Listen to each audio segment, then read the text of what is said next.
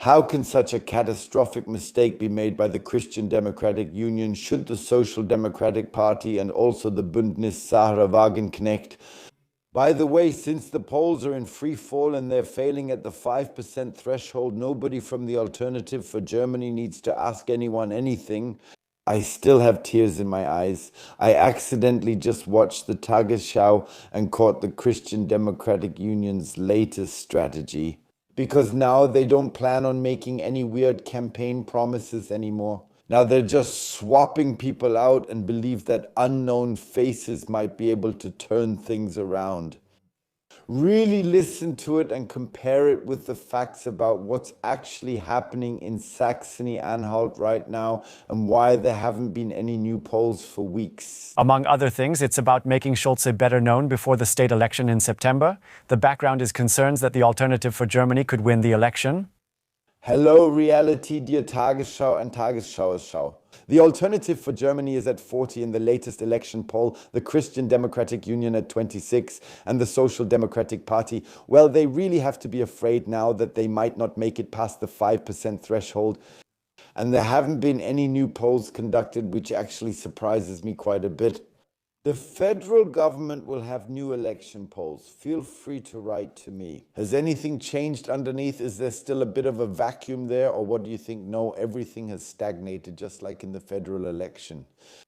But this gigantic move that the Christian Democratic Union has now come up with, instead of just serving people even more lies, is, and I really wouldn't have believed it if I hadn't heard it with my own ears. A September Infratest DIMAP survey found over half of Saxony-Anhalt residents don't know Schulze.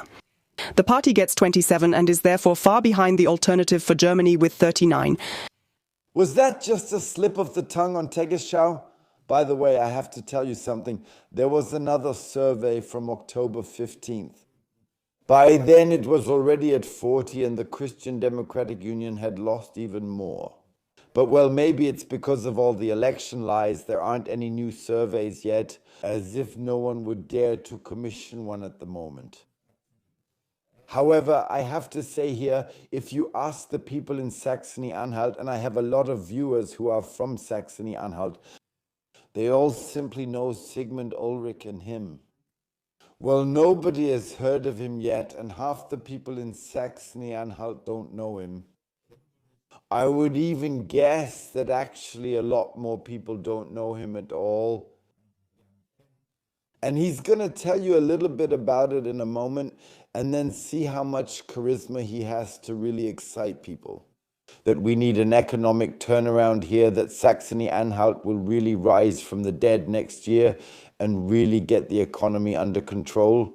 We plan to continue developing this state, Saxony-Anhalt, together. Just as Rainer Haseloff did in 3 cabinets, we want to keep doing that in the future. That's exactly what every voter in Saxony-Anhalt who wants a change in politics wants to hear. We're going to keep doing everything just like this. We have governed this state well. We've really pulled the wool over your eyes. Yes, we're going to keep doing it exactly like this. Election promises like things will get better or anything like that don't exist. And did you see the charisma of this person who really inspired you so much that you said, wow. Tomorrow I'll get up, go to my employer and ask if I can do some unpaid overtime just to help move this economy forward. No, me neither. What I was wondering about is that very first second. Did you see it well? He had to be woken up before he said anything into the microphones. Incumbency advantage after 7 months? Election researchers doubt it if the vote is in January. It's possible that, due to Sven Schulze's increased popularity, 1 or 2 more percentage points could be possible there. But for the Christian Democratic Union to really come out of the election as the strongest party in the end, that's still a relatively long way to go. Dear Christian Democratic Union members, and I know that some of you watch my videos, please, if you plan to make such catastrophic election decisions next time, call me. You have my phone number. No, just text me on WhatsApp. Who came up with such nonsense? He can only fail in the coming months. How is he supposed to bring about a political change in the next 7 or 8 months until the elections take place? In about 6.5 months, the election campaign will really start. How does this party plan to do it? And we're talking about needing to gain at least 35% so that they go in as the winners of the election. And then they would really have to poach votes only, and I mean exclusively from the Alternative for Germany, in order to even become, let's say, the strongest party there. Let me tell you, it's settled in Saxony-Anhalt. Nothing's going to happen there anymore. Just look at Sigmund Ulrich, look at which channels are advertising for him, and how people are just totally hyped.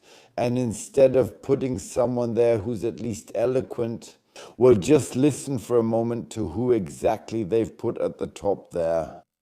He brings significant political experience. He got involved very early on.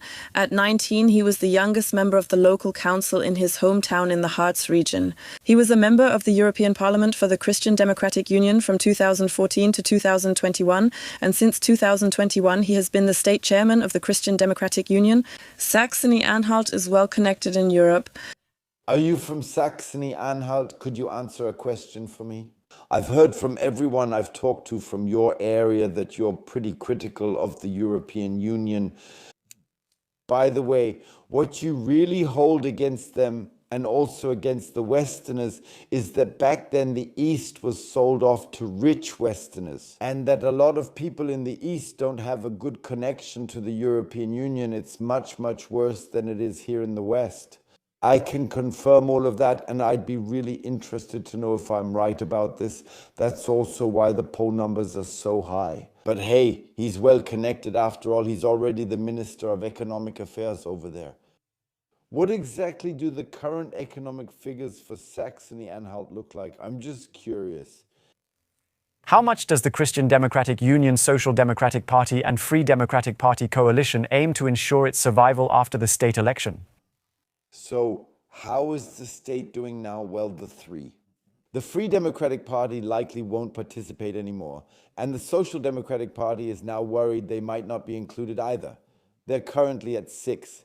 Some are even whispering that they've already fallen below the 5% threshold, and that's why the polls are being withheld. But, well, what's actually going on with Saxony-Anhalt? 2 years ago, Saxony-Anhalt was absolutely euphoric. Intel was being built, unemployment numbers were going down. And now there's an economic upswing there.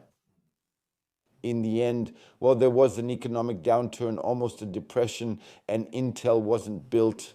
And of course, it was all blamed on Ukraine, the Ukraine war. However, telling that to Saxony-Anhalt is really unwise. Yeah, why? Well, they come from the old East Germany and don't really think that Russia is such a terrible partner.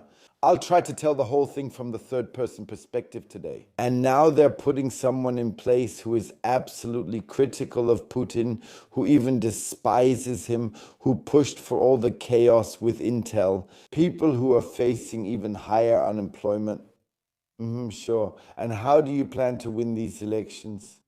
Well, and the middle class, of course, also puts a lot of trust in the Social Democratic Party since they were really involved back then. With collective agreements and everything that goes with it, it all has to be worked out properly. They're American companies and the people back there haven't forgotten that. So declining economic performance, more unemployed people.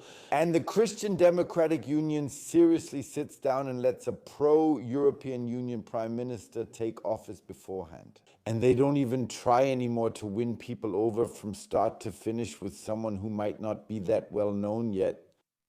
Clever move, you noticed that, right? The Alternative for Germany repeats its criticism, claiming the Christian Democratic Union is breaking its campaign promise.